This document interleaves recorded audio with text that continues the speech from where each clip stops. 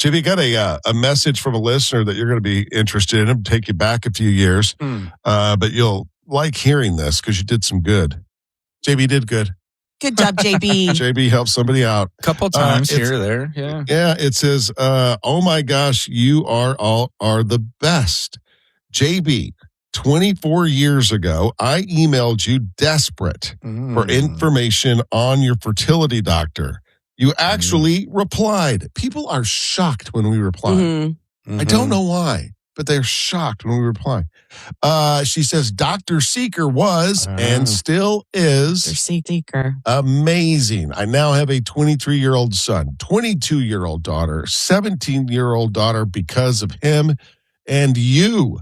Thank you so much for sharing your story back then and for responding to a broken-hearted young woman that was desperate for a family. My husband and I are eternally grateful.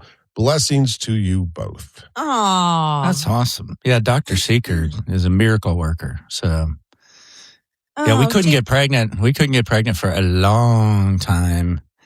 And then he ended up finally doing a surgery on Aaron, and then we tried again a couple times, and then we were like, maybe it's not meant to be. Let's stop it. And I think that's when the healing from the surgery happened. And then she ended up getting pregnant naturally, but it would not have happened without surgery and all. There's a lot of things They should have named one of those kids JB. They should have. They should all have the middle name JB. Yeah. Or just name one of them Jeffrey, another one Benedict. There you go. And then and another one Hager. I thought that's nice of her to send that, though. That's cool, Yeah, I mean, you make a difference in someone's life. We think we're just clowning around on the radio. But man, radio just connects with people. Meanwhile, JB's helping people make babies, and I'm like, you guys, I found this great face balm. Right? One of these things is not like the other. Right? So, is Dr. Seeker's first name Ted? Christopher? What's Dr. Seeker's first name? Ted doesn't sound right. I think you're right. No. Ted Seeker. That sounds like your sports guy in your local news station. Ted Seeker. Christopher Seeker. It is Christopher Seeker. There's his image right there. Yeah, he's great. Okay. He's like a god in this town. I don't know when the man ever rests because half the girls I know, Dr. Seeker's their doctor, and he's delivering babies and checking stuff out on other people. I don't know when the man rests. Guys in that line of work, boy, they've got a built-in excuse when they just aren't up for a little nookie at home. Been looking at him all day. All day long. Just need a break. Right? Tricia was bummed when our daughter was born because she was in love with Dr. Pevoto. Oh, Dr. Pevoto. I still miss him to this day. And he was supposed to deliver Landry, went on vacation a week before due date. Landry came a week early and he was not there. Oh. He told me, he said, I'm going to go ahead and go on my vacation this week because your due date's not till next week. And then she freaking came a week early. Not that I did not love Dr. Brisky. Dr. Brisky ended up delivering our daughter, but man, I was a little bit like holding my legs together until Dr. Pevoto got back. I was like, I need him here. He was my whoopee. He did something pretty cool, though. I always admire Dr. Pevoto because he gave up a really, really successful practice here at Austin and went and purposely moved to a small town because he said rural communities really need... Like in Colorado, I think. Yeah, rural communities really need physicians. Grand Junction, Colorado. Oh, wow. And so he'd it's not bad to go to Colorado and do that, right? If you're going to pick a small town to be a physician in, you're going to pick that over Broken Bow, Nebraska, right? Colorado.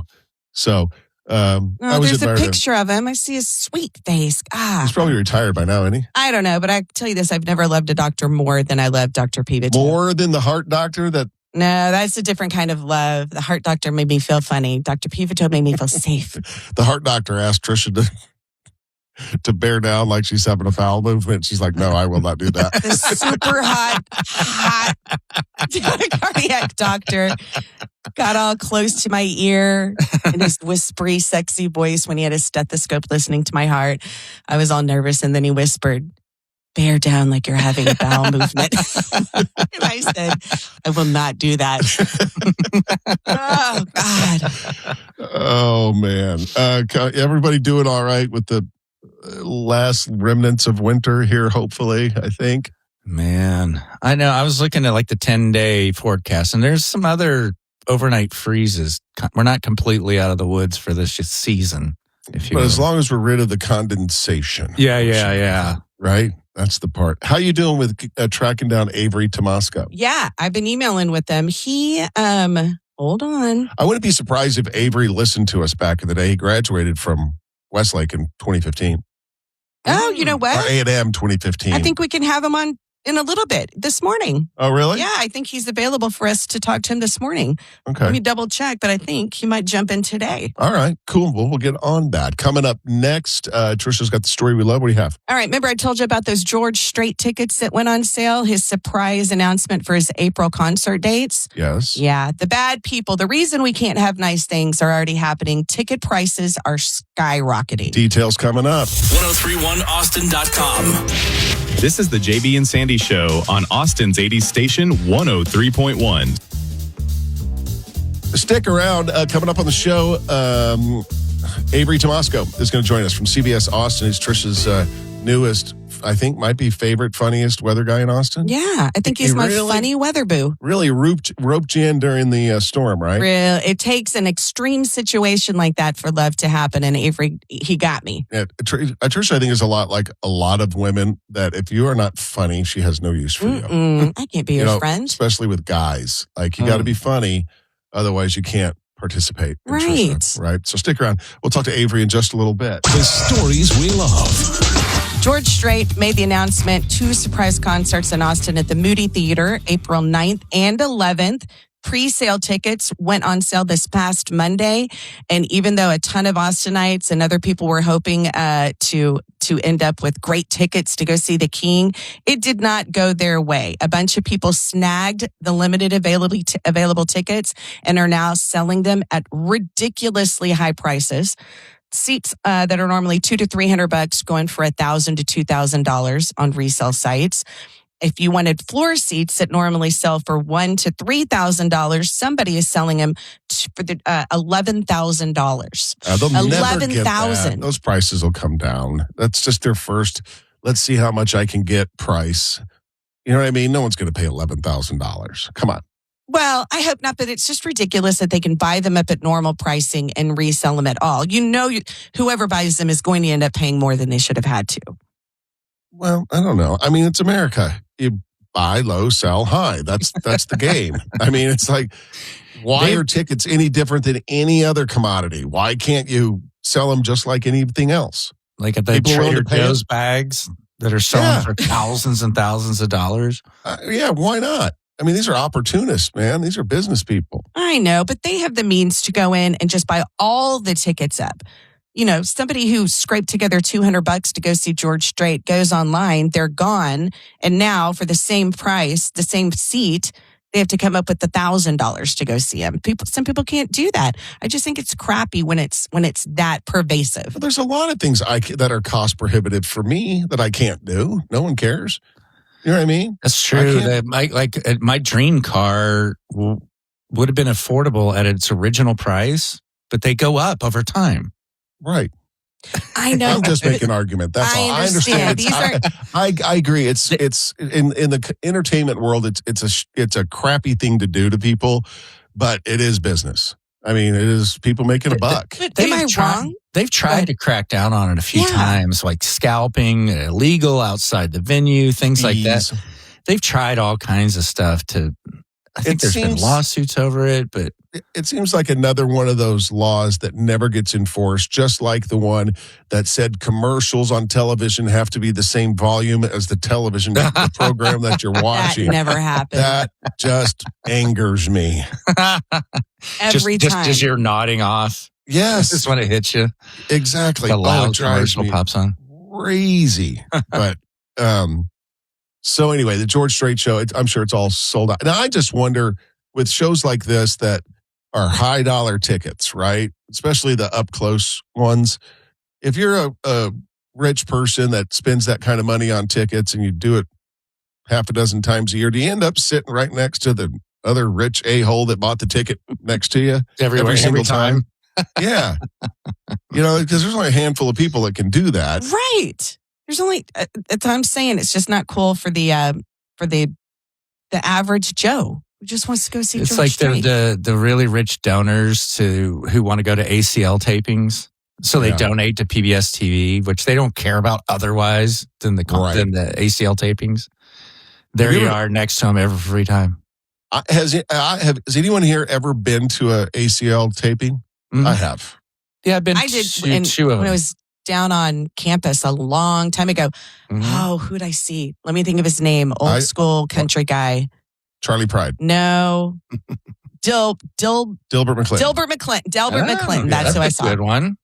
He was great. I saw Amos Lee there. Ooh, that's a good one. Did the new space or the old space? The old space when they used to have the little collapsible table set out front with Shiner Box just lined up and you could just grab one. You get off the elevator and there's a table of Shiner Bock. Yeah, a table.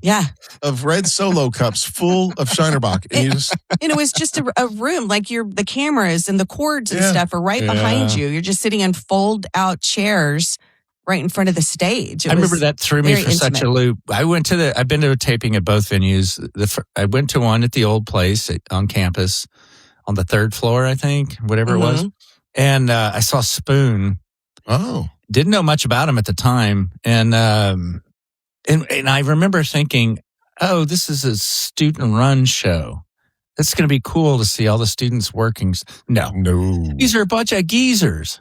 Yeah, our buddy PK, one of the geezers, he worked the boom. That it was up and down. That you said he did that for years. And you said you saw Spoon. Mm-hmm.